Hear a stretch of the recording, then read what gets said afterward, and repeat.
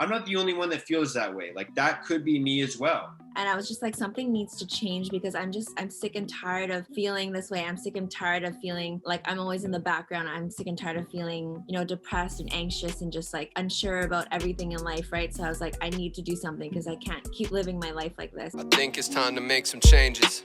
I've been learning, I've been growing through these different stages. Up and down, it's part of life, or so they say. I swear I lose hope nearly every other day. Bang! We are recording. Welcome to another episode of Hey Mark, the podcast where I, Mark, get to have open and authentic conversations about, mental health, but also about the struggles that we overcome, the adversities that we face, and how they help shape us into the people that we are today. So that might be in your work life, your personal life, your relationships, any entrepreneurial stuff you're going through, like it could be family stuff. But basically just having these conversations that aren't always had so that people are comfortable talking about the struggles that they go through as well. That way we can all learn and grow together. Today, I'm joined by Laura. And so we've actually seen her before on the episode with Uplift a couple weeks back, but I wanted to bring her on one-on-one just to kind of pick her brain a little bit and just have you guys get to know her as well. So Laura, why don't you just kind of give people a little introduction to you if they didn't see the last episode that you were in, tell people where they can find you and like what you're all about. Sure. Hey guys, thank you for tuning in to the super exciting episode. And where can you find me? My Instagram is Laura Nguyen, Lauraa. So there's 2 A's, Nguyen. I am a personal trainer at Uplift Fitness. And my passion is obviously fitness and helping people. And I really just want to make a positive impact in the world. Okay, but you weren't always into personal training, right? So we spoke a little bit about that last time. We kind of covered that. You were in a job before, you were kind of a little bit unhappy, and then you kind of made this transition. So like kind of like give us a little refresh on like what kind of went down, what were you kind of feeling like when you were at your last job, and like what made you feel like you wanted to make that transition in the first place? Sure. So I was in the office corporate world, basically like the usual 9-to-5 job, and I did that for almost 8 years basically. So after high school, I didn't know what I wanted to do, took a couple of years off, and then I went to school for legal admin assistant. So that's kind of what started it. And then I was just working in law firms and companies, like tech company was my last one, and I just did that for almost 8 years altogether. And then towards the end, I just realized how much I hated being at a desk and just kind of not moving all day. And then a few years ago, 15, 16 is when I really started my fitness journey. And that was more of like a stress reliever because I was just dealing with major anxiety and depression. I was just feeling so stuck in my life. So it became kind of like a therapy for me, like a mental outlet. And 2018 is when I really committed to my fitness journey. Like I was actually going consistently. And then by 2019 was the last year in my corporate job. And after that, I left in 2020 was the first year where I did personal training full time. That's really cool because from like hindsight or just like kind of my outside perspective, I basically see like someone who's a little bit uncomfortable with where they're at, someone who's like a little bit unhappy with it, maybe is like you said, suffering from like a little bit of anxiety. You're probably feeling a little bit down in the dumps. And then you start building habits that kind of add to your confidence, add to your self-esteem. And then you're able to make the step that kind of puts you in the position where you want to be. Like, that's kind of where I'm seeing there. So like, do you think that fitness is kind of what gave you the confidence to make that transition in your life? Is that what kind of like pumped you up a bit more? Definitely. I think that from a young age, I always felt like I was searching for my purpose. That feeling where I didn't know what I was meant to do. I know that sounds like quite cliche, but I went through so many phases in my life where I just didn't know where. I mean, I knew that I didn't want to work in an office forever. And honestly, it was just like a means to pay the bills, but I knew that's not where I was meant to be. So I went through phases where I used to try all these little random hobbies and things that I wanted to do. Like there was a time where I went to a silversmithing class because I wanted to start my own jewelry company. So I learned how to make like rings and jewelry out of silver, which is really cool.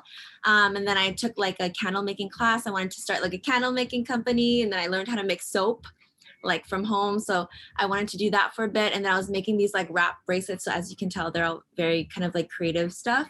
But I always knew that I wanted to be my own boss or kind of have my own company one day, but I just didn't know what. I didn't know what my purpose was. And I went through a time where I felt really just stuck and lost. And then that's kind of how I started my fitness journey, and I just connected with it so much. And then it became my passion, and that's how I ended up where I am today. Yeah, that really resonates with me a lot because, in my own personal like mental health journey, I did deal with like quite severe depression, pretty bad anxiety. And I was always kind of like that ADHD kid that was bouncing off the walls. And one thing that always troubled me, one thing that, always kind of made me feel depressed or anxious was I had that same feeling that you're describing, that lack of purpose. And I think that a lot of people do deal with that, where they're just thinking like, well, what is the point of doing all this? Like I have to, as a kid, I have to get up and go to school and listen to these rules that seem kind of arbitrary to me. Or once you get into the working world, like it's like you're saying, you're in an office job where you're like, I just have to do these things. I have this weird routine. I come in, I have to do these things. I don't see the point. I don't see the purpose.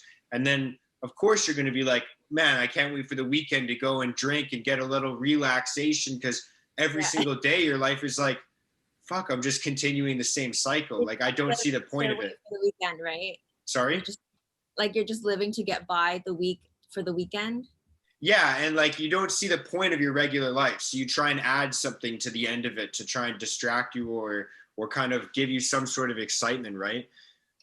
Mm-hmm. But I feel like when you made that transition, when you're in a place where it's like, okay, I see, like I have a little bit of a purpose now, I see the meaning behind what I do on a daily basis. Like you just said, it's your day off and you're in at work right now, right? Like, yeah, well, yeah. When you are passionate about something and you're doing what you love, or you're in kind of more of like an entrepreneurship situation, I feel like there are no days off. When you truly love something, you don't want to take a day off from it. And that's kind of like how it's become with me.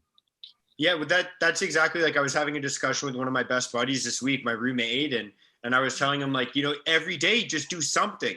Like if you're doing things that you enjoy every single day, whether it be working out or reading or journaling or, going for a walk, playing sports, like when you go out and do stuff, like that's when you feel the best. The human body was made to do things, right? So you just have to find what you enjoy and do that.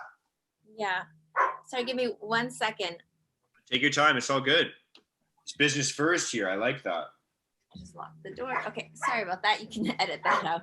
No, it's all good. We'll keep it raw and authentic. I like that. It's business first. That's what I like to see. That's cool. So what kind of made you, like, the other thing I really liked that you said was that you were just trying new hobbies. You were trying new things all the time. Like, is that something you still do? Do you still like try and get yourself outside of your comfort zone and just try new things all the time? Or now that you found your thing, do you just keep doing that? Like, how does that work for you? Yeah, I think now, like I've always been more of a creative person. I loved just like doing crafts and things like that. And at that period of my life, I was trying to find my purpose. I was trying to find what I wanted to do. So that's why I was trying so many different things.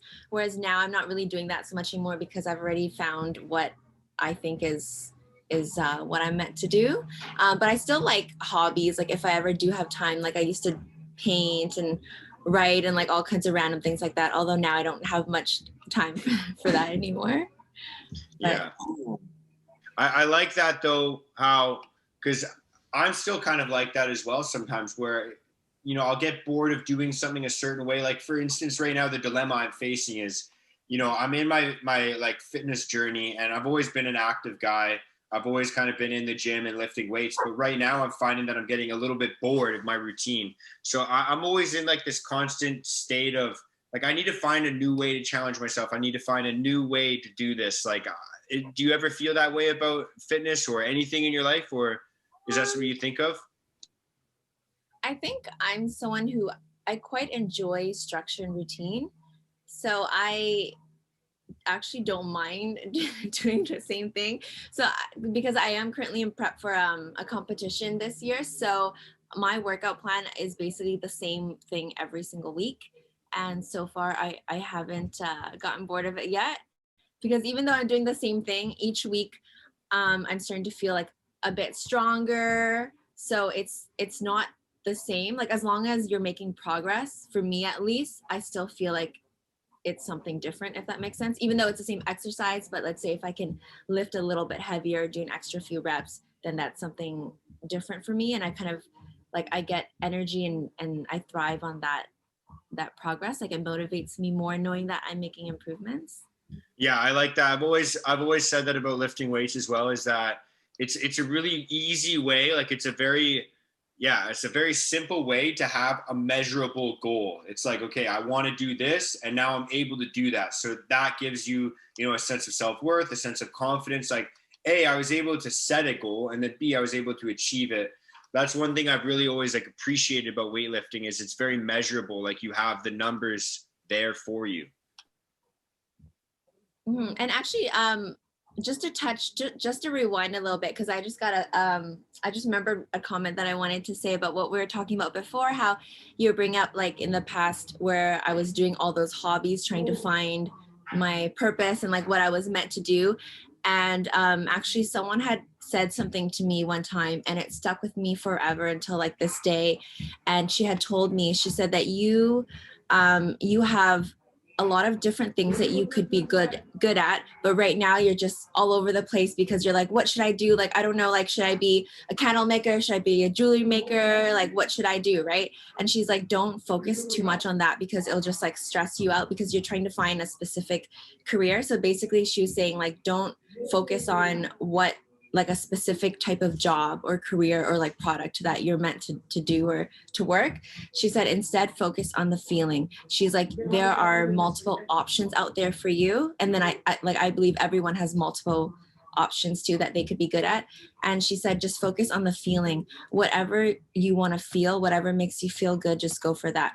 And it sounds like something so simple, but after she said that, something just clicked in me, and it changed the entire way how I looked at it. So instead of focusing on like, should I start a candle company, a jewelry company, or like whatever it was, I just focused. I was like, okay, how do I want to feel? So I started to really focus on that. Like, what do I want in this world? And like when I leave to feel, right? So I just want to feel that, like, almost, when you like think about something and you get that like butterfly in your stomach, kind of like that feeling when you like have your first crush in grade 9 or not grade 9, when you're 9 years old.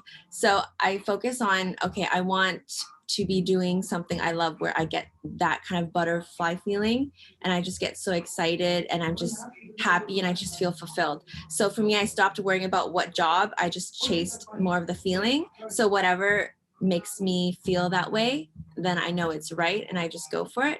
And then fitness fell into my lap and I got that feeling with fitness. So then I just pursued it. Yeah, no, I love that. I really like that, because that's something that I try and do as well. Like, whenever I feel stuck, I'm like, okay, I'm just going to try a couple new things, see if I can either stimulate like an area of my life where is like, I've been doing it for a while, but it's just a routine. Like maybe with fitness, I try something new. Like I want to incorporate more cardio into my routine. That's what I've been doing recently. So I just add more challenges with like a cardio routine. And it's like, okay, I still don't like this. I've given it a fair shot. Maybe I'll move on to something else. Maybe I'm going to try and do more functional training or something else like completely different. And I find that that's something that I can usually do to revamp my life. But I like the butterfly feeling that you're talking about. Like I like that. That's a really good indicator of something that, you'll find and you're like, oh, this kind of makes me nervous. Like, I don't know if I can do this. And then once you start doing it, you're like, this is sick. Like, this is really like cool. I've always said that, when you find something, like I found it tough to find a passion for a long time. And I was like, how am I going to find out like what I'm passionate about? And one of the biggest indicators that I found is that butterfly feeling, but also the sense of, when you start to lose track of time doing something, when you've been doing something and you're like, holy, it's already been an hour. It feels like I've only been doing this for like 10, 15 minutes. Like, is that how you feel about when you're working out in the gym? Yeah. When I'm working out, so for me personally, I usually prefer to work out by myself. And I just like put my headphones on and I'm just in a zone. And when I say I'm in a zone, I actually mean I'm in a zone. Like I actually don't, like there could be 10 other people in the gym and like I won't even see them because I'm like in my zone. And this might sound a little like weird, I guess, but I see like my fitness journey, it's almost like I have a relationship with it in a way. like when I, like how you would see like your boyfriend or girlfriend, I kind of have a very sentimental bond with my fitness. I know it sounds really funny. No, I get you. Yeah, and like when I work out and I'm in that zone, I have my headphones on and I like really focus on each set. Sometimes I even like get emotional because I'm so like in the zone, right? Because like my workouts, it means so much more to me. You know, it's almost like a relationship. So it's like in that time, I just want to be in my zone. I don't want to get distracted or people to talk to me, because it's like the time, let's say when you're spending with your boyfriend or girlfriend, you give them that time. That's like the time I'm giving to my fitness. It's like a relationship with yourself, right? Like it's like journaling or meditating or anything like that. Like it's an intuitive, like I'm doing something for me right now. And then you can feel, especially like the thing I like about working out is like I can feel my body, you know, going through a struggle, and I know that it's going to improve it. Mm-hmm. And I feel, sorry, go ahead. Oh no, I just said exactly. I agree. I was gonna say, like, I get what you mean about being in a zone as well, because I'm like that in the sense that I throw my headphones on. I either throw on a podcast or an audiobook or music. I'm a pretty big music guy, and I just get lost in that. And I'm just like kind of consciously working out just because I've done it for so long. But sometimes I can just go through a classic routine that I have in my head. I've done it 100 times, like this workout. And I'll just go through that workout, listening to my favorite music. And I come out of the gym feeling like, I just feel like I had a nap. Like I have more energy now. Like that made me feel so good. I even had someone reach out to me last week. They're like, hey man, like, and I know him through a couple buddies of mine, and he messaged me on Instagram. He's like, yeah, man, like I see you in the gym. Sometimes I keep meaning to say hi, but like you look like you're just so focused. So I'm like, bro, half the time I'm literally just listening to music and I'm zoned out, just moving. Like I'm just pushing blood through my body. That's really all I'm doing. Mm-hmm. Sometimes I even, instead of music, I'll listen to like those motivational things. I know it sounds really cheesy, but I actually quite like them. Oh, I'm the exact same. Trust me. Like that is literally what goes through my mind. I have like 2 or 3 guys that I listen to on a regular basis, a couple podcasters or their interviews that I'll replay and listen to, like even like motivational speakers. But I love listening to that kind of stuff. That's actually like a huge inspiration for me as well. Like that's something that I want to resonate with in other people, is so that when they hear stories like yours about, hey, I was living in this like uncomfortable life and I had to break out of that comfort zone, and now I feel excited to go to work. Like, I hope that resonates with someone in the sense that they hear that and they're like, wow, I'm not the only one that feels that way. Like that could be me as well. Right. Definitely. So like, cause you said that fitness fell into your lap. Like, was it like a friend that got you into it? Was it something that you were just watching on YouTube or Instagram, or like what kind of got you into doing like the whole, you know, competing and into fitness? Like, talk to me about that. How'd that start?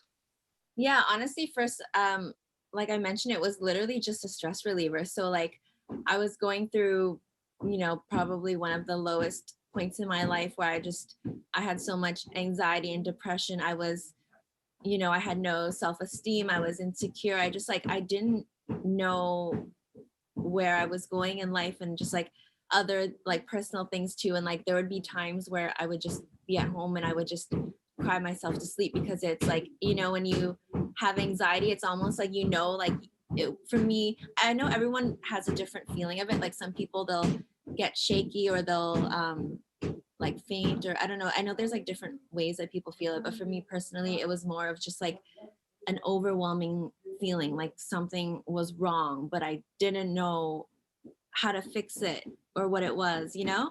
I just felt like really overwhelmed all the time, like something was missing, something was wrong, and like I didn't know what to do about it. So I would just go to the gym and I would just start sprinting on the treadmill, and anything that I was like stressed about, I would just like keep saying that in my head like over and over, and then I would just, and then that's kind of how I started lifting weights. And then I actually had a good friend of mine who was a personal trainer.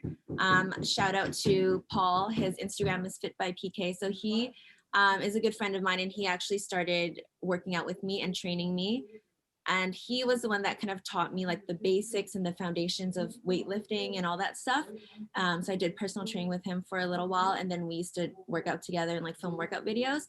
And that's kind of what like propelled me into that. And then at the end of 2018, he was actually the one that planted the little seed in my head about competing. And he was like, hey, have you ever thought about this? Like bikini competition is all, and I was kind of like, no, like that's weird. But I was like, you know what? I'll try it, because I was at that time, I was also a person that was a huge procrastinator. So I would set all these goals. I had like all these big dreams that I wanted to achieve, and I would start them and I would never finish anything ever. And so I was like, okay, you know what? I'm just going to try this, because I knew that I was going to hire a coach. And I told myself I really wanted to see what can I achieve if I actually push myself and I force myself to commit to something. What am I capable of? So that's kind of actually how it started, why I did my first competition. And then after that, I kind of just fell in love with the journey. And in that competition, although granted, I did it super rushed, so I only prepped for about a couple months, so it was quite intense. And everyone that saw me at work probably thought I was just torturing and killing myself. But in those 2 months, man, I learned so much about myself. I grew so much as a person in those 2 months than probably like my entire life. Yeah, I think that when you do something like that, like I think that there's a couple of things that you conquered in there that really shape a person. And like one of those things is like I used to be the exact same way, like super undisciplined, super procrastination. Like everything I would set my mind to would be like, I'll do that one day. Like I'll do that sometime. Like when the timing is right, when I feel perfect, when I have the energy for it, when I have the funds for it. Like that's how I always was. And I think that it wasn't until like the last couple of years of my life where it kind of clicked, where I was like, you know, these situations, like these circumstances that you're waiting for, they're not just going to happen. Like you have to create them yourself. Like you have to kind of just start. And you know, when you run into that roadblock or that speed bump where it's like, okay, well, this isn't like the perfect time yet. Well, then you know how to adapt to it later on, right? Like I feel like that's kind of, you just have to get started and you'll find out where your flaws are. And then that's when you can identify them and start to work on it, right? Yeah, that's why you never know until you try. So now I have a rule for myself where I just tell myself, I'll just try it. I just say I'll try it. If it doesn't work out, it doesn't work out, but you'll never know until you try, right? What was like kind of the turning point for you when you were like making that transition from like someone who like procrastinated all the time to like, I'm just going to buckle down and do exactly what I want to do when I want to do it? You know what? It actually just happened really fast, because once I jumped in, I jumped in and I hired a coach, and basically it was just like, here we go. And because I had a coach, she kept me accountable, right? So I had to do, like, there was no if or buts, you know. I had to do my training, I had to do my check-ins with her. So it's almost like having that, that's why that experience kind of forced me to kind of keep to it. And that's also a reason why I wanted to do it, because I wanted to know that if I had someone there keeping me accountable, making sure that I commit to it, what can I achieve? And then in the journey in itself, I learned discipline. First time in my life ever, I learned so much about myself as a person. I learned how to meal prep and cook food. I learned about nutrition and macros. I learned about my own strength and determination. I learned that if I set my mind to something, I can achieve it. And it's almost like, even though at the end of the day, you know, I didn't do that well in my first show, I didn't win a medal or anything, but I still, every time I look back, I just have nothing but good memories from it. It's like a little cookie jar that you have, like put like in the back of your mind. It's like, hey, there's something that I achieved. Every time you're going through something tough, you're like, well, this is something that I achieved. That's really cool. You're like pulling out these little mental victories, these like cookies out of your jar. Like, this is something that I didn't know I could do that I did in the past. And maybe these principles can help me out here. Like, that's always something that I think about. You know, I did a show when I was like, at the end of my teenage years. I did like a junior bodybuilding show. And that's what I think of, is like, this is something that I didn't think I was able to do. And then I went and did it. Like I actually did the thing that I didn't think I would be able to do. Yeah, it changes you as a person. It really does. And just like the prep, you know, because you went through it too, so you know it's definitely not easy. And it's not just about, you know, achieving the end goal, but it's about consistency too, right? Because every day you have to do your training. Like, there's no ifs, ands, or buts. You have to sacrifice dinners with your friends. You have to sacrifice sometimes sleep and hanging out, drinking, and all that stuff, right? That like as a young at a younger age we were kind of accustomed to. That was our lifestyle, or at least for me anyway. But Yeah. it's like all that sacrifice, and it's like, wow, but at the end it's just so worth it. Yeah, I remember that year I missed out on Thanksgiving dinner and I missed out on Halloween. Those were the two things where I was like, damn, I wish I could just really take part in this right now, especially the candy. I missed that. That's for sure. It was brutal. But I think that there's something that could be said about, yeah, I like that you can kind of reflect back on those things. And it's like, yeah, I did have to make sacrifices for that. But that's something that I did for myself. Like, that's something that I planned to do this, and then I went through with it no matter what came my way. Of course, there's always going to be temptations, you know, your best friend's birthday or your sibling's birthday or your family member's birthday, or, you know, there's always going to be a reason to, you know, fall off of whatever, I guess, not restrictions, but goals or circumstances you've set for yourself. Like, there's always reasons to stray from that. But I think that having the fortitude to stick in it and actually like see something through, that adds a lot to your character. I think that when you say that, that discipline factor is huge. Like it ties into everything else now, because you're like, okay, now every time I set a goal, whether it be financial or physical or in a relationship that I have, maybe it's with a fitness goal, or maybe it's saving more money or making more money, you know that you can set your mind to do something. And then when you get a distraction, you can tell it to fuck off. Right? Like, you can actually dial in and focus on the goal that you set. Yeah. And I think that internal feeling of feeling proud of yourself is the one of the most powerful feelings in the world, because people, your friends and family, they can tell you that they're proud of you, you know, all they want. But if you don't feel that in yourself, then it doesn't make as much of an impact, right? Like, how you feel about yourself is so important. Well, yeah. And I think that there's something behind the sense that it's like, you know, that you're able to make that sacrifice. You know that like you could always have things taken away from you. Like, look at, you know, the last year of our lives. We've had this madness going on. We've had a lot of things taken away from us, things that, you know, we used to think were rights and things that we were entitled to, but we've seen how they can be taken away. And when you have the discipline to those things, to make conscientious decisions of how you're going to live, then that's like empowering, because you're like, this is the one thing nobody can take from me. Like, I can't control the outside world, but I can control how I react to it. And nobody can stop that. Like, nobody has the ability to stop that, right? Yeah. That's one thing that I really like about, you know, discipline. It feels empowering. Like, it feels like it gives me more freedom. Mm-hmm. I feel the same. I love that. I love that. One thing I was going to ask you, so this was the other thing. When you got a coach for fitness, because getting a mentor, getting a coach, I think that these things are very important, but I think it's something that's skipped over a lot. I think that, you know, especially for somebody like me, and this is a fault that I could admit pretty openly, I have this pretty big ego. And I think that I can just do everything myself. I'm like, no, I can figure that out. I can do this. And so sometimes I, you know, struggle with taking advice. Sometimes I struggle with finding a leader to follow in the first place. Like, kind of walk me through that process. Like, how did you find your coach? Was it the friend that you were telling me about, or like, were you referred to this person, or how did you find your coach? I actually just reached out to like a friend that I knew that had done a competition before, and asked her who she recommended.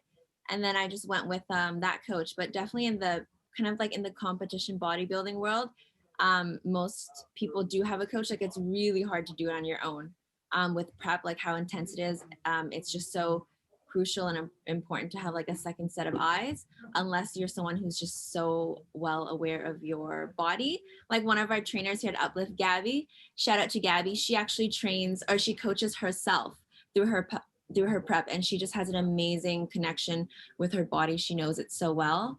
And she's done really well with that so far. But for majority of the rest of the population, I would say you should definitely have a coach for in terms of competition.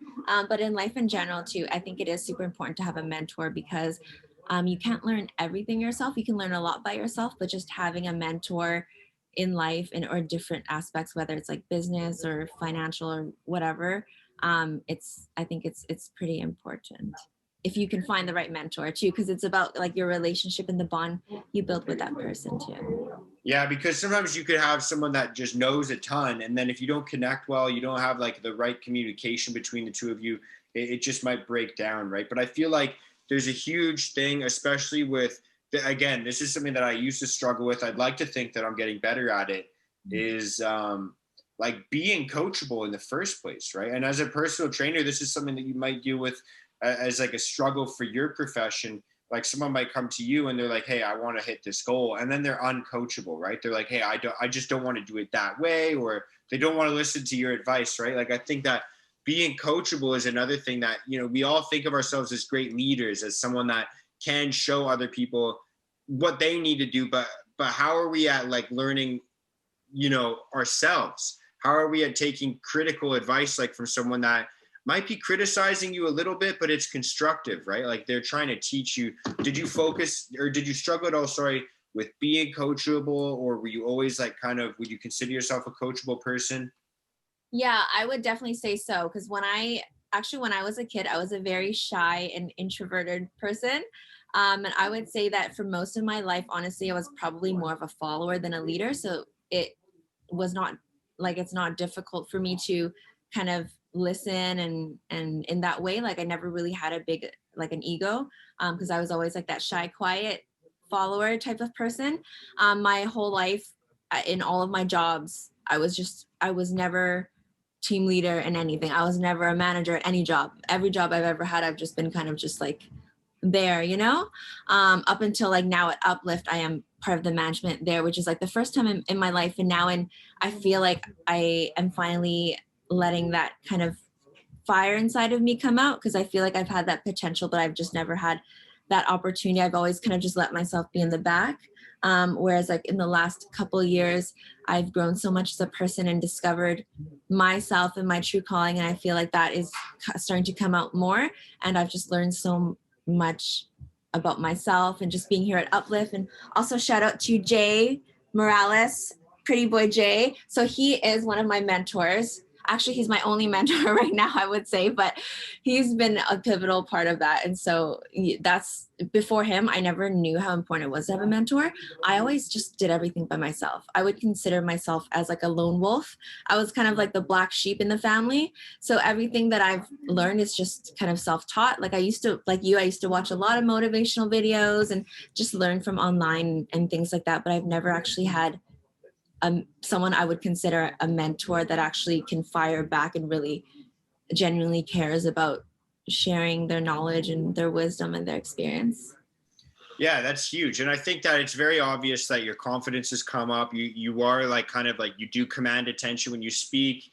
You're very well spoken. And I think that especially being a manager, like that is by definition a leader. So do you think that you always had like this leader inside of you? Or is that something that like once it was awakened, you're like, hey, this is me, right? Like when you were that kind of more shy, reserved girl, did you feel like, hey, I have something more inside me? Or was that just kind of dormant the whole time and then just randomly woke up? Yeah, that's a really interesting question, because I've thought of that before and I've wondered myself as well. Is that something that was always in me waiting to come out, or is it something that I created in myself? And I don't really know the full answer. I feel like maybe a part of it must have always been there, I guess. But yeah, I don't really know, to be completely honest. I feel like as part of my, like my soul, because I do believe that we're all just like conscious spirits and souls in our bodies. And I feel like that is a part of my soul perhaps. And it was waiting to come out. But when I was a kid, I would have never in a million years ever thought that I could be kind of like an alpha woman, I guess you would say. Yeah, no, it's funny because I've had that same dilemma with certain aspects of my life. Like now when I do workouts, when I am very intense, like a lot of the time I speak with a kind of laid back monotone demeanor, but a lot of the times when you see me, when I am working out or when I am doing something like even at work, I try and give my best effort. And that was something that was dormant in me before. You know, when I was a child growing up, a young teenager even, and pretty much right up until my early 20s, I would try and like just kind of coast by. I would do the bare minimum of like, you know, if it was like I would go to rugby practice or hockey practice, it's like, when the coaches are watching, I'm going to work super hard. But when no one's looking, like, I'm just going to kind of coast a bit, recuperate, maybe go for a water break. Like that was something that was like, I was just a lazy guy, to say the least. Like for lack of a better word, like I was a lazy piece of shit. That's how I was. And then once I think it was like maybe a year or two ago, I started investing a little bit more energy into what I did, you know, whether it be a workout or journaling or, you know, a conversation like this. It's like, okay, if I'm going to spend my time doing this, I'm going to do it to the best of my ability. I'm going to try and get the most amount of benefit back. And for me to do that, I have to put the most I can into it.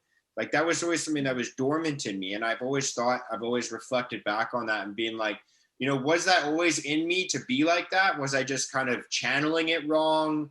Or, you know what I mean? Like it's always been a thought in the back of my head. It's a really interesting question, because I feel like the circumstances and situations in my life that led me to that way, because I got to a point where I was just so sick of being that way.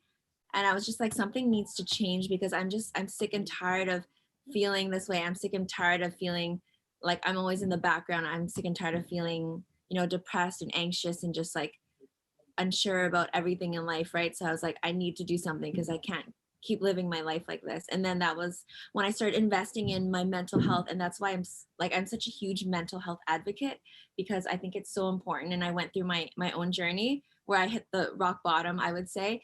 And I was like, hey, I need to make a change. And I'm like, you know, when you hit bottom, there's nowhere to go but up, right? So I did everything in my power, right? I started researching, listening to motivational stuff. I started meditating every day. I bought like crystals for energy, you know, clear out the vibes. I was like writing journals too. Literally everything under the sun, anything that I saw online, I was gonna try, because I was like, I'll try anything. I'll try anything, because I need to save myself. I need to get myself out of this hole. And it worked, I guess, because I mean, here I am today. I like that. Now here's another interesting question. This is something that I like to ask people as well. So when you first start doing these things, you kind of like the summarized version that I get, and this is something that I kind of relate to as well. Correct me if I'm wrong. This is basically what happens. You look around at your life, you're like, I'm not happy with this, I'm not happy with that, I'm not happy with this over here. You know, this is a product of, you know, I wasn't working hard enough. I didn't, you know, maybe I didn't study as much as I was. For me, it was like, I suck at reading. I'm really illiterate. My vocabulary is terrible. So I swear all the time because I don't know how to express myself. So it's like, maybe you need to read more. You never, ever read anything. And that's going to teach you how to like have a better vocabulary, how to express yourself better, and how to get other people to understand how you're feeling, right? Like if I read more, then I can learn that. So it's like, I look at my poor vocabulary and it's like, okay, that's a reason to do this in your life, right? Like, I feel like that's kind of how it gets to, it's like, you look at the circumstances and you're like, well, how have my actions and behaviors contributed to that? And how can I change it? Is always one aspect of mental health, in my opinion. And the other side that really helped me out was being grateful for what I do have, acknowledging what I do have. Yes, 1,000%. Gratitude, practicing gratefulness, it's changed my entire life. And that goes like hand in hand with mental health too. Because when I would like meditate, I would try to think about that too. Well, actually, I would try to think about nothing at first until I got more used to it, right? Because they tell you you're supposed to clear your head. And then, yeah, writing just like things that I was grateful for, like even to this day, like when I, 11/11, I know it sounds like a very cheesy thing, but when you start to think about something, you see it all the time. And I kid you not, I used to see 11/11 every single day. And every time I saw it, no matter what I was doing, I would stop and take like 20 seconds, and I would go through and list like just a bunch of things that I'm grateful for. Even if I was driving in my car, if I saw it, I would stop and I would just be like, okay, I'm grateful for my health. I'm grateful for my family. I'm grateful for my job. Like I would actually say it out loud. And if I'm at home and I'm not driving, then I would actually close my eyes and do it. And just all the time, and just thinking about what you have to be grateful for, it puts things in perspective. You start to realize how minuscule your problems are and how there's big problems out there, and a lot of things that we're complaining about is really just first world problems, I guess we could say. Yeah, and I think that a lot of the times when we complain about the challenges or the struggles that we have, I mean, obviously not all of the hardships that we face we want to have in our lives, But a lot of the times, the things that we do complain about, the trivial things in our lives, like, oh, I have to go to work, oh, I have to do this workout, oh, I have to cook my food. Like, these are things that if you were to have a perfect life, you would want to do. You know, you would want to go to your dream job. You would want to exercise in a way that you'd like to do. Maybe that's playing basketball with your friends. Maybe it's going for a jog through Stanley Park. But like, you would occupy yourself with some sort of a challenge or a stimulation, something to make you feel like you've achieved something that day. Like for most of us, we don't even know it. We're not aware of it, but we're living the dream life that we would have. Like, I'm sure that you could connect with that as well, right? Yeah, definitely. Just even being here, like, honestly, I used to be one to complain a lot as well, right? Like, oh, I hate my job. I don't want to wake up and go to work. I don't want to do this. I don't want to do that. Like, I used to complain a lot too. And now it's insane. Once you actually start to focus your energy on other things like gratitude, for example, your whole entire life changes. And like I don't know if would I be considered first generation or second generation, where like my parents came from Asia to here. If you were born here first, you're first generation. Yeah, so I would be first generation, right? Here. Yeah, Okay. I'm the same. My mom's from England. She moved to Canada. So I'm first generation Canadian. Yeah. And I remember when I would go visit my parents and they would tell, and like they love telling their story, right? So I've heard it 100 times, but they would always tell me the story of how they got here and what their life was like back in Vietnam, my home country. And it's just like a huge eye opener. Every time they would tell me that story, I would get a little bit emotional because then it would just remind me like, okay, I'm complaining. I have to wake up and go to work. Like, think about what they had to go through, right? Like, they literally escaped Vietnam on a boat, which shipwrecked, and they had to swim ashore. They lived through the war. Like, literally, my dad told me a story where he was riding his bike and like they would sound the sirens to warn the city that like the US planes were coming, and the plane would come and the bombs would just fall from the sky, and he said it looked like rain. And it was like he was riding his bike as fast as he could because the planes were coming, and then they had these holes that were dug in the ground and to hide in, and he literally at like the last second like jumped off his bike and like rolled into the hole, and then I think you have to like cover your ears and stuff like as the bombs were coming. So literally he could have died if he missed that by a minute, Yeah. And it's just insane. And when like you hear this stuff, and it's just because like the people this generation today that live in America, we haven't lived through that, right? So we don't know what it's like. We think that everything we have here, it's a bit of like an entitlement too, I think. And so anytime like if I ever have anything I want to complain about, I stop myself and I just remind myself how lucky I am to be here. It's like, how can I complain about going to work when I have a job?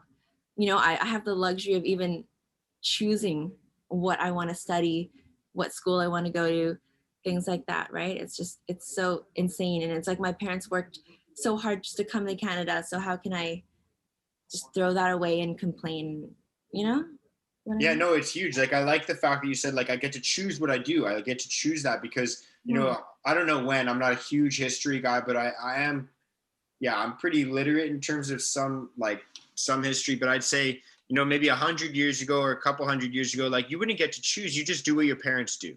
Like, oh, your dad is a butcher, then I guess that you're growing up to be a butcher. Like, that's pretty much how it works. Slavery, then that's what you would be doing too, right? Like, 100%. Yeah. Like, now we have the freedom. It's like, okay, I actually want to do this with my life. I find enjoyment out of this. So I'm going to try and pursue this. And if I get good enough at this, I can make money doing it. Like, I can do it every day. Right. Like, and sometimes it's a hobby and sometimes it's a profession. Like, I was saying to Aiden this morning, today's sick because I get to just chill out all day. I do a little bit of chores and then I'm pretty much recording podcasts all day and having conversations like this where I get to kind of bounce an idea off you. And then maybe you agree with me, maybe you disagree, maybe you have a different perspective. Like, for me, that's fun. So I get to do this all day. Like, that's something that I get to spend my whole day doing, is just having conversations like this.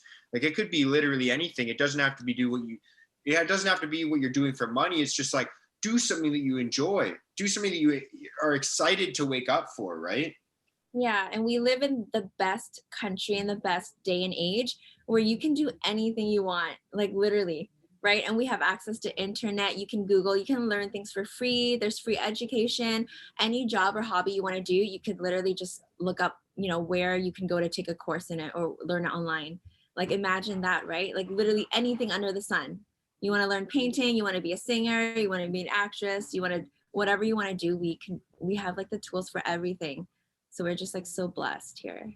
Well, and I think that the other thing behind that is, I think that when people, they don't see how blessed we are, in the sense that, you know, when they think, oh, I want to be an actor, I want to be an actress, or I want to be a model, they set their expectations super high, which is something that I really like. Really, like, I like having ambitious goals, but that doesn't mean that has to be the end all be all. Like, maybe you become an actress and you're doing like, I don't know what are they called? Like background people, like the background people, extras. Yeah. Yeah, they're like extras, and maybe they get to be involved as like a cast member behind the scenes, or maybe they get to help out with the lighting, or, you know, like, you could be in the industry that you're in and just like a step down from what you're thinking of, and you might enjoy that more. Like, it's just pursuing the area that you really enjoy, right? Mm-hmm. Like, I know a lot of people that, you know, they're like, oh, I want to be, you know, I want to be a musician, and then, you know, they don't become the Red Hot Chili Peppers. They don't become like this massive band that's world renowned that gets to play in Europe and all over the world, and they don't get to travel with music, so they think they're failures. But it's like, dude, even if you get to play in restaurants and bars and you get to collect money, like, you're doing something that you love. And honestly, I think if you truly, truly love it and you're passionate about it, you would do well anyway, because when you're truly passionate about something, you're obsessed with it. That's all you think about. And when you're putting that energy into that and the work, it's going to get you where you want. Like, it's just, I feel like it's not that complicated. Like, a lot of people want to believe there's like a formula for success or whatever it is. But honestly, I just think it's like, just chase that feeling, do what you love. And if you love it, you will like succeed at it. You will excel at it if you truly love it. Yeah, I think that when you're chasing something that, like we were saying, like, gives you the butterflies when you're about to do it and makes you lose track of time when you are doing it, then I think that you're doing the right thing. And you should do that as many times as you can, as frequently as possible. Do that thing that you are passionate about. Do that thing that makes you happy, because, you know, life is short. We think of it as like something that's super long and boring, especially when we are in that depressed state, that anxious state. We're like, why is this going on for so long? But it's like, dude, I feel like we literally started this year. I blinked and January is over already. That's like a 12th of the year. It's crazy, right? And sometimes you just got to try different things and find out what you like, because you're not always going to know what you're good at or what you're passionate about at first, and that's totally okay. Sometimes it takes some time to find out, but you just got to try different things to see. And I think that a lot of this generation too, like so many of us, are scared of failure as well, and that's something that I don't think anyone should be afraid of, because I think it takes courage to put yourself at risk for failing, right? And failing doesn't mean anything bad. Like, all of the most successful entrepreneurs and CEOs out there, they've all failed at least once in their life before, right? So like, a winner doesn't mean that you don't fail. It means you fail and you get up each time. You fail, you get up. A loser is someone who fails and stays down. So when you fail, all you do is you just get back up and you just try it again. I love that. I love that. One of the best books I've ever read. Dang it, I'm trying to remember. I think the author's name is Scott Adams. He wrote this book. It's called How to Fail at Almost Everything and Still Win Big. And it's literally how he became the person that he is. And he's like a famous comic writer. He used to write like, I think it was the Dilbert comic that used to be in like all the newspapers. And he talks about, like, he talks about like how he worked an office job and he hated it. And that's what the Dilbert comic is about, is making fun of his past life. And that's how he like coped with it. He was always doodling and drawing and writing, and then that's how he made his living. Yeah. So it's super crazy. It's literally exactly what we're talking about. Laura, I know you got to get to a meeting. You got 3 minutes until you got to get to your meeting. Are we cutting this off right now? We're going to do a part 2 or what? Well, my meeting's actually at 3:30, so I can go a little bit more. Okay, sick. Because I like where this is going. Because I like this idea of like not being afraid of failure. Like, when you start off like fitness, when you start off as even being a personal trainer, when you're like, hey, I'm going to make this transition into a life where I'm going to quit my office job and I'm going to start chasing this. Like, were you afraid that, hey, maybe I won't be able to pay my bills? Like, maybe I'm going to fail at this? Yeah, definitely. I would say at my office job, I had a pretty like comfortable living, and I thought about it for probably like a year, and I wanted to leave it, but I just obviously like I had to make ends meet and pay bills and whatnot. So I started personal training kind of like in the summer 2019. So I was gonna do that as a side and kind of like try to find a way to slowly transition off. And then at the end of 2019, I actually got laid off from my job. So I was like, okay, this must be a sign from the universe, and I basically have no choice. So it's similar to like when I did my first competition, right? I just jumped in. It's like you just go full force in. That's basically what happened to me in 2020.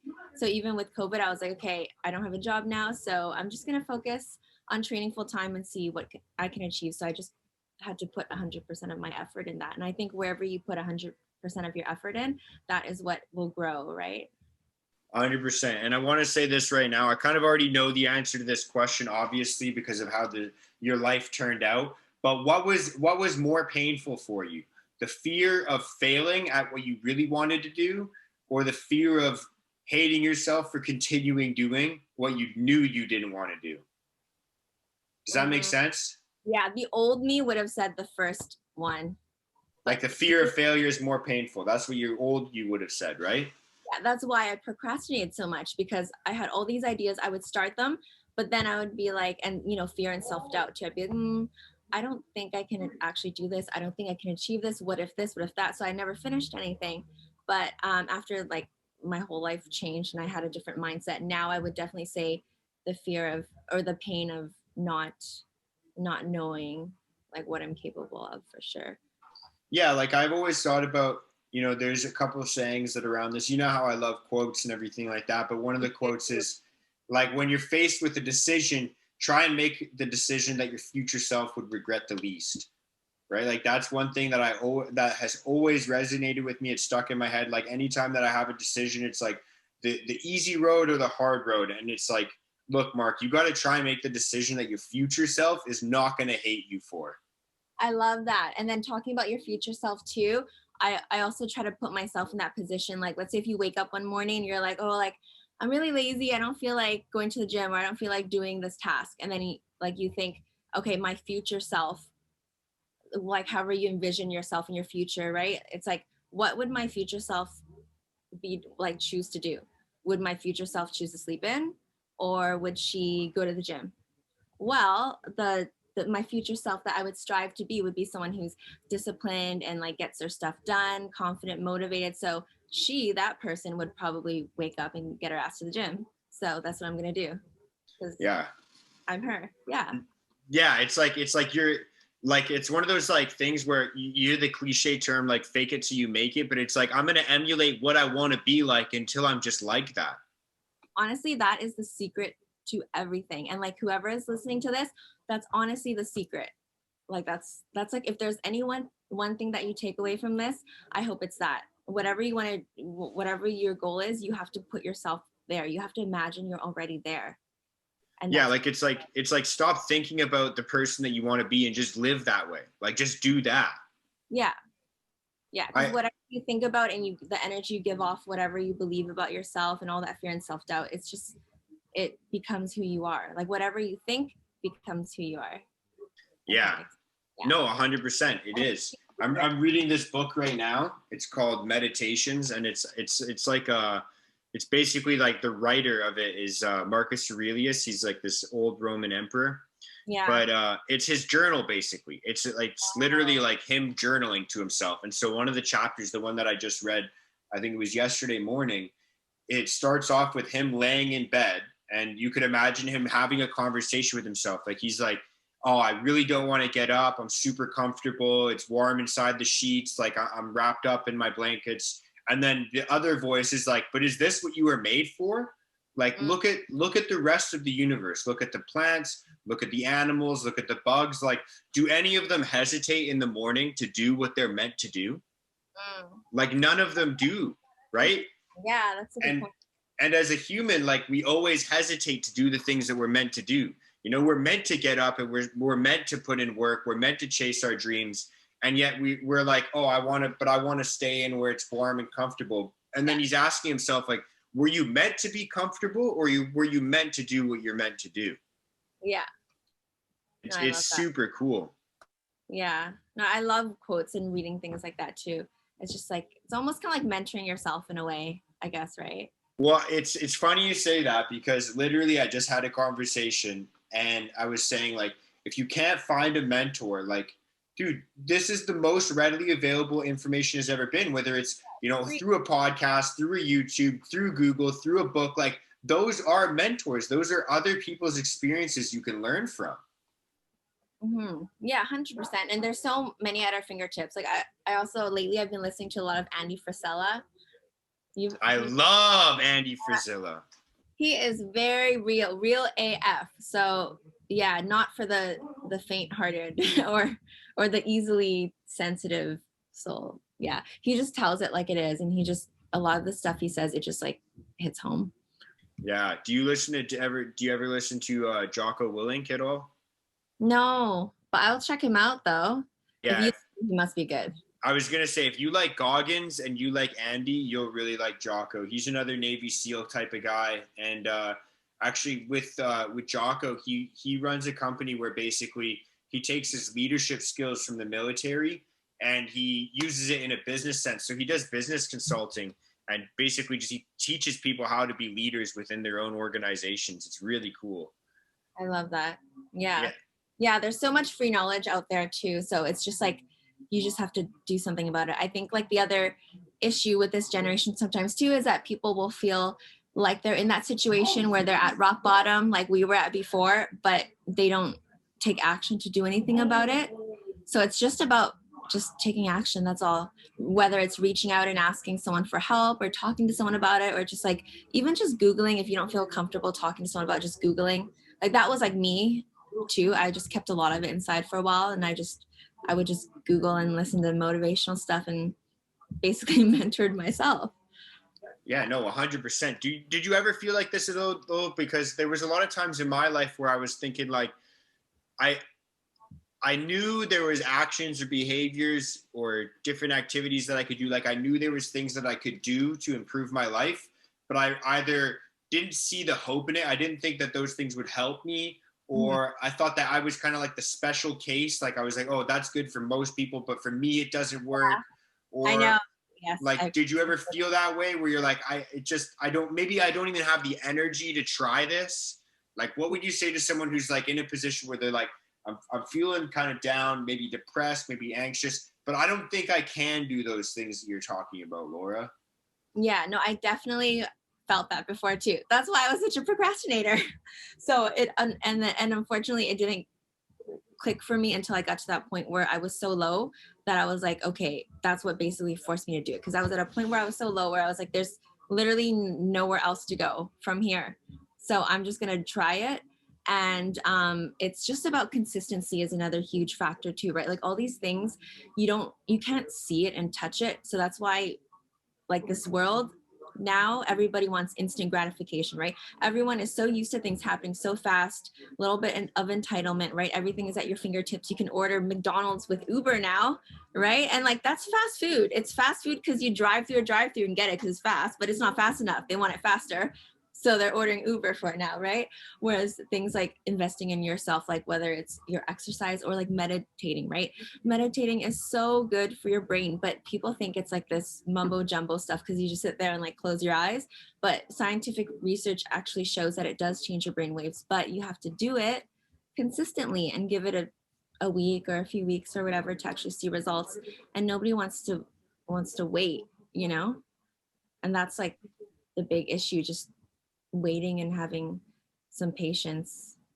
That was actually going to be something that I asked you about earlier. That I just remembered that. I don't know if I asked this question properly or if I even asked it at all, but this is something I was going to ask you just to kind of reiterate and drive home for people that might be listening to this. Is like, so say I'm in a position where I'm feeling like down in the dumps, right? I'm feeling really bad. And then I come across and you tell me that if I work out more and if I read a bit more, maybe if I meditate and I try new hobbies, like I'm going to start feeling better. And then I do that for a day and I'm like, Laura, I did it and I don't feel better. Like, is it something that's supposed to work right away? Or is it something that you have to do for a long period of time to reap the benefits from?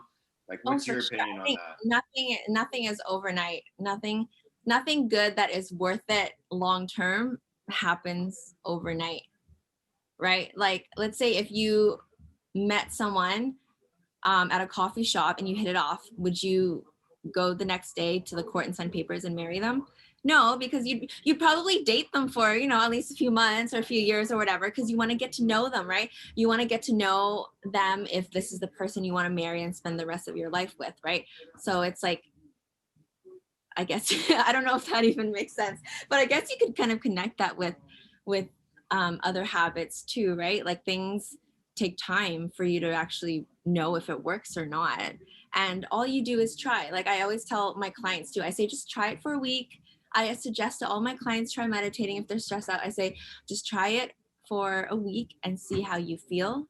I mean, it'll probably take more, but if they're doing it for a week, they'll probably feel at least something. And like for me, music, like music, I think is a huge part of just life too. Like when I work out, I'm in my zone. But when I was starting to meditate, I had this specific playlist. I have this pianist that I really like. And he just plays like instrumental piano stuff, but it's just so beautiful. And so I had a playlist and I used to listen to his music every time. And it got to a place where I would just feel like a sense of calm. Like I would connect. So your brain connects music with certain things in life, like periods of time and stuff, right? So even to this day, if I ever just turn on one of his songs, I automatically feel like a sense of calmness just like come over me, because my brain has connected his songs with my meditation, like peacefulness. So even now to this day, if I want to feel relaxed, I just turn on one of his songs and I just like, I don't even have to meditate. It just automatically makes me feel calmer. Yeah, no, I 100%. I like that a lot. I think, I want to say that, yeah, music is huge for me. I grew up kind of playing different instruments as well, but music for me was always an escape. It was always something that, you know, when I felt like I was in a position where nobody could relate to me, even though there was people that could relate to me, because I had that perception that I couldn't relate to other people, I would hear music that I could relate to. And I would think, this is magic. Like this is putting words to the feelings that I can't explain. So I have a pretty deep connection with music. I'm a pretty big music nerd, to be honest. Mm-hmm. But going back to your marriage and your relationship metaphor. Sorry. No, you're all good. Okay. Who's that? Yes, it is. Cut this part. Hello. I'm not cutting this. Sorry, I didn't mean to interrupt, but I really had to get something. Yeah. That's fine, but you have to. Before, one of my mentors, who's like a big brother to me. Jay, since you jumped in, you have to bestow upon us some motivation or inspiration. You have 3 seconds before you go back to your client. Let's go. Motivation, inspiration, outwork everyone. Bam. I love it. You're always setting the bar when you outwork everyone. You're also setting the bar for yourself. Yes. You gotta outwork yourself. Whatever you were yesterday, you gotta outwork that. So that is setting the bar, and people are going to wonder why you're performing at such a high rate all the time. And that's because of your fucking attitude of outworking everyone. Well, maintain the standard. You got to always remember that there's millions, billions of people in the world, and every single day, someone is hungry for your spot. Someone's fighting for it. And if you're not if you're not earning that spot, someone else will take it from you in a split second. Yeah. So the moment you fall asleep on your goals, your dream, someone is ready to, there's someone else that's more hungry than you that's going to take it. So you got to have that mindset forever. Even when you do reach your goal or you have that business or whatever your goal is, you always got to have that mindset. Otherwise, someone will just take it from you, right? When you get comfortable, that's when things start to never slide. Comfortable. I love that. Always in the uncomfortableness. I love that, because I feel like literally, like this is something that Aiden says to me all the time, my roommate. He's like, dude, life starts outside your comfort zone. Mm-hmm. Yeah, the comfort is a beautiful place, but nothing good ever grows there. That's a quote I heard before. Dude, I love that. And that's exactly like the quote I was saying earlier, is like this guy is having this debate in his head. He's like, should I get out of bed? It's so comfortable and warm here. And it's like, no, you have to do what you're meant to do. And that's outside of the comfort place that you're in right now. Yeah. Like the comfort place is just kind of like the world. So I feel like all of us were put on this earth to learn something, right? We all have a purpose, and comfort is just like the base. It's just like the mundane world. It's just like what we're kind of put on, like the lower level. And we're all meant to find kind of our true passion and purpose. That's why. I think like for you, like it acts as a metaphor because it's like your comfort zone was when you had that job. You're in like kind of a tech company. You have your salary. You probably have benefits. You have a set schedule. You know when you have to be there. You know what you have to do. There's set guidelines for you. Like that is the literal comfort zone. It's like I know what I can do to just kind of scrape by, not have anyone be mad at me. And then you have this other life that you're envisioning where it's like, well, I don't know if I'm going to be able to make ends meet. I don't know if I'll be able to perform at a level that I'm wanting to perform at. Like that's the uncomfortable life that you're chasing. And now that you're there, you're like, yeah, I'm excited for work. I wake up every day and I'm like, let's go. Like I want to be in that world right now. Like I don't have any benefits right now. I don't have any perks. Yeah, Jay. Health, but you know what? I'm happy every day of my life. My benefit is just being able to be here around this energy. Mark, I'll tell you this. My past 5 years of business, okay? My past 5 years of business, I have never met another individual who is as driven as me until she came along. And I say that with pure, raw, motherfucking honesty. And it's scary. We're kind of like the same person, but with like different hair. It's scary. Yeah, it's scary. And different people. Because fuck, if I were to meet another person just as driven as me, that fucking scares me, but we're on the same team. Yeah. Yeah. That's it's like my mentor. It's like I don't know anyone that's outworking me, and then when I find them, I'm gonna fucking outwork them. Exactly. I love that. I love that, dude. That's so sick. I think that, you know, fitness, business, any of these things, like what I was gonna say before is I think the more time you spend doing them, the more benefits you can get from them. Like I think that like relating it to a relationship, like it's like the first 15 minutes you meet someone in a coffee shop, you have like kind of a, oh, hi, how are you? Yeah, the weather's good. Okay, sick. What do you do for a living? Oh, I do this. Oh, okay, what do? You do that. Okay, that's cool. But then when you spend 15 minutes with someone that you've been with for years and years and years, that 15 minutes has so much more value, right? Yeah, even if you're not even saying anything. Too. Yeah. What's that, sorry? And the conversation is probably different too. Yeah, you don't even have to say something sometimes. When you're actually like with somebody, like it doesn't even have to be a romantic relationship. It could be your best friend or your parent or your sibling, whoever you relate to all the time. But like when you're spending time with somebody that you love, that you've been with for years, that you've spent a lot of time with, you could just share time with them, share their company. And that 15 minutes is worth so much more than just like 15 minutes doing anything else. Mm-hmm. And that's how I feel when I'm in the zone working out. I'm sharing that special time with myself, basically. Well, exactly. And it's like the first, like say like your first gym session ever, your first workout ever, like the first 15 minutes of it or the last 15 minutes of it, you're probably like thinking about what exercises to do. The longest 15 minutes ever. You're like, oh, yeah. I've only been on the Stairmaster for 5 minutes, but why does it feel like 20 minutes? Yeah, I like that feeling too. Or you're like looking at people and you're like, oh, is this person looking at me? Are they judging me? And then it's like, well, you've been working out for like 2 or 3 years now. And it's like, dude, 15 minutes in the gym, you could use so effectively. Exactly. Like now, literally, I could go in and like, I don't see anyone. I just have like blinders on and I don't even care if anybody's looking at me or not. But back in the day, for sure, I'd be like, are people judging my form? And I've had some pretty horror stories where I've pulled my back on squats. I've fallen backwards. I've embarrassed myself in front of the entire gym. And I didn't do squats for over a year because I was so mortified. So we all start from somewhere, right? We all start from somewhere. That's actually huge because that brings me back. You just reminded me of the last indicator of finding something that you're passionate about. And it's something that you're not afraid of fucking up, right? You're not afraid of the repercussions. Like I always think about, you know, like skateboarders growing up. Like you can tell when someone's passionate about skateboarding because we all see skateboarders and they're going off of like staircases and they're doing crazy things. And all of us think from the outside, it's like, dude, that seems really risky. But for them, because they love it so much, they don't see the risk or the risk doesn't seem scary to them, right? Mm-hmm. Like, and it's the same thing with you. So confident in their skill that they don't think they'll injure themselves. Yeah, but it's the same thing with you, right? Like going into the gym, you're like, I understand the risks. I know that there's, you know, when I push my body past its limit, I know that there is a risk there. But because you're so passionate about it, you don't see the risk or the risk doesn't seem as bad as, you know, so maybe for someone else.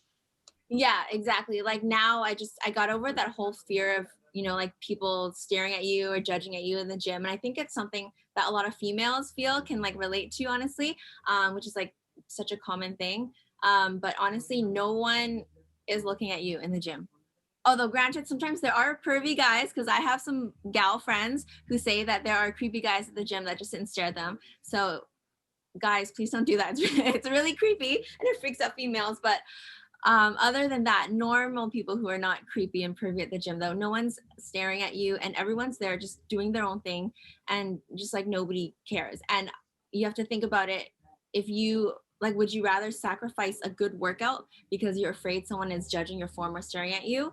And then when you leave, you never see that person again. They're just a random stranger, but you let them affect your workout. So now you just had a bad workout, or you didn't get to use the machine you wanted to because you didn't want to go in that area where you're afraid to be judged or something like that, right? So it's like at the end of the day, I always try to focus on myself first. If it's going to affect my life or my workout or whatever, then I just, just put that wall up and just try to ignore it. Because when I go home, I want to feel like I benefit myself, not like a stranger. Yeah, like you're like, this is like someone you don't even know, someone that's never going to impact your life whatsoever. You're going to lose your own stuff because you're scared of them judging you. Like you don't even know them. Yeah, don't let others affect your life. And this is big with social media nowadays too, because a lot of people are like, oh, like social media is such a bad thing because there's all these, you're putting yourself out there, like all this judgment and everything, right? Like girls are feeling like insecure about their bodies and all that kind of stuff. But at the end of the day, you can't let other people's opinions and comments affect your life. And I know that's hard because obviously we all, like when we see things, it obviously affects us a certain way. But obviously there's like ways around that, right? Like you don't have to put yourself out there. You don't have to read the comments, or if you see something negative, you can just block them right away. But at the end of the day, always worry, like put yourself first and don't let others affect you, because that person, I guarantee you, after a second, they're going about their life normally, right? They're not affected, but you are. So why do you let something else like externally affect how you feel for days or months or however long it affects you for? Yeah, like and the other thing behind that is it's obvious that we value ourselves. We obviously value ourselves. We do things for ourselves all the time. We go to sleep so that we can feel rested. We eat so that we can have energy. Like we obviously value ourselves. But for a lot of us, I know, especially like me, even personally, we value sometimes other people's opinions more than we value our own. And it's like, if you value yourself. Yeah. Pardon me? Okay, sorry to interrupt you.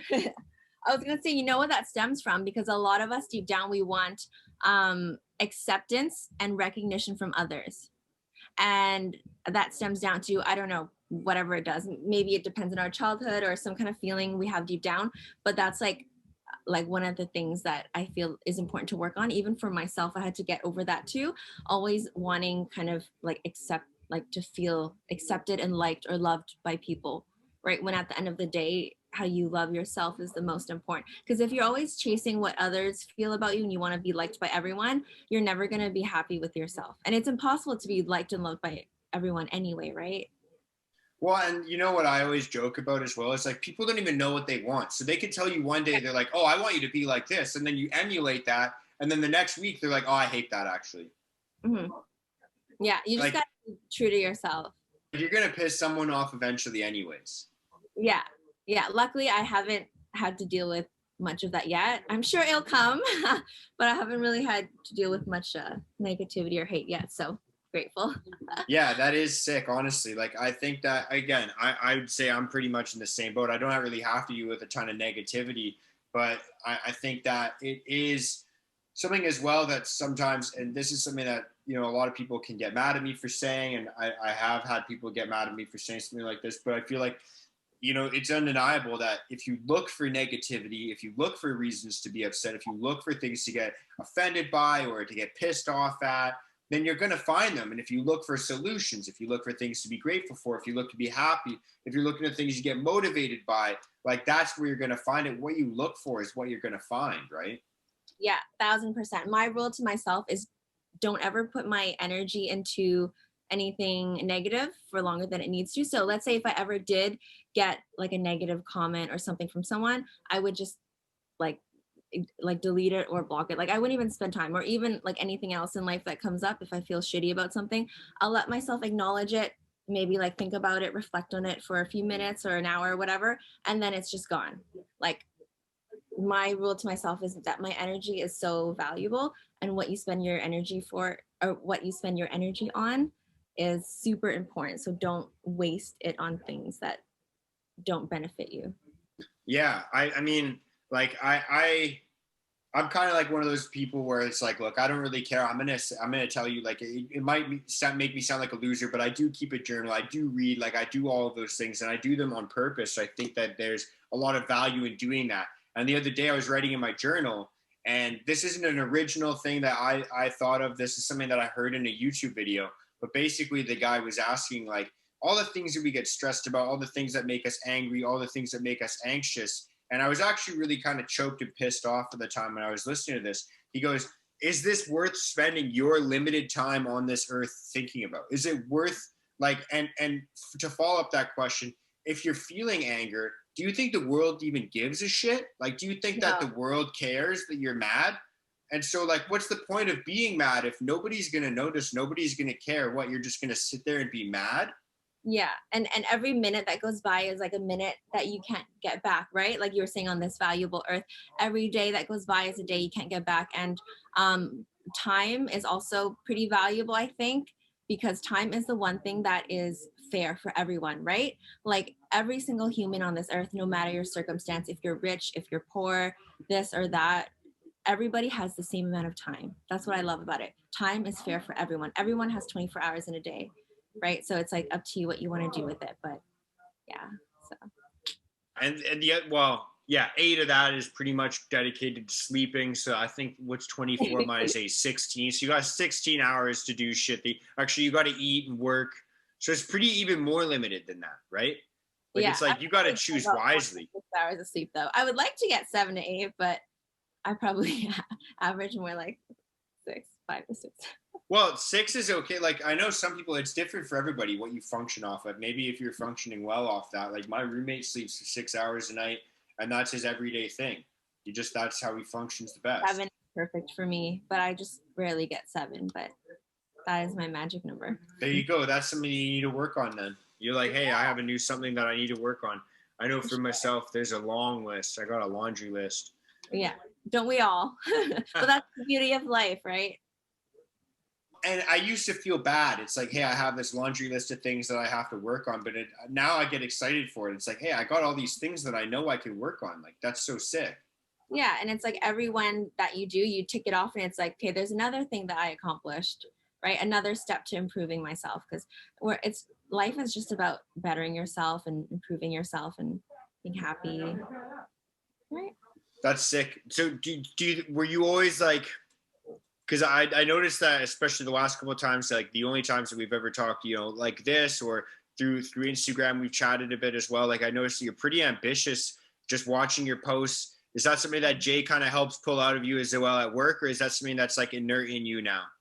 Oh, for sure. I mean, I think it was definitely always in me. And when I had that pivotal changing point in 2019, after I did my first competition, and I always had a little of that fire inside of me, but definitely being around Uplift and like having Jay as my mentor, because he's like the same mindset, but he's like me in 3 years. He actually is a couple years older than me. So he's like what I would be, I think, in a few years. So it's almost like talking to my future self in a way. So being around him has definitely helped to pull that out more. And I feel like it's made me kind of discover myself a little bit faster.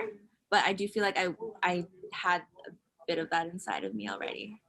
I love that. Sometimes it just does, mean meeting somebody, like whether it's one person that's like a catalyst in your life, or maybe meeting multiple people that act as catalysts. I know we got to wrap things up. Yeah, I think my meeting, the person just came in for the meeting. So. I got you.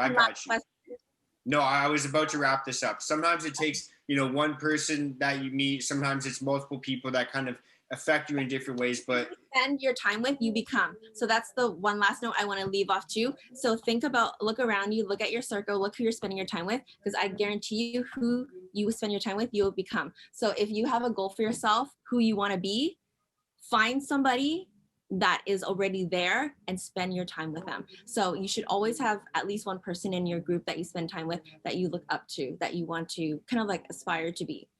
So that is super. I don't like it. I love it. I don't like it. I love it. Laura, thank you so much for joining me today. Thank you, everybody that listened in. Good morning, good afternoon, good evening, whatever time you listen to this at. Laura, you remember how we close the show out. You can say whatever you like right now. Tell people where they can find you, but this is pretty much it. This is the send off, the farewell. Laura, you got the mic, and then I'm closing this off. All right. Thank you so much for having me, Mark. You can find me on Instagram at Laura Nguyen with 2 A's, LauraAnguyen, or through Uplift Fitness. So give that a follow and support us by following the Uplift Fitness account. And yeah, come on by for a free training session if you are interested. And thanks so much for listening. Thank you so much, and peace out, guys. Thank you so much. Bye.